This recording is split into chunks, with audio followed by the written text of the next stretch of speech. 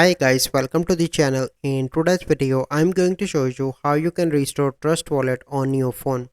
So the first step you need to do is to open Play Store and search for the Trust Wallet, and you need to open the Trust Wallet.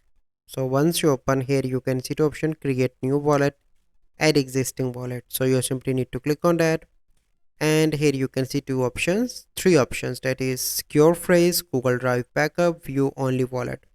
So if you remember the secret phrase, click on that and select multi-coin wallet, and here you need to add the secret phrase and paste that and click on restore wallet. Once you click on that, your wallet will be restored.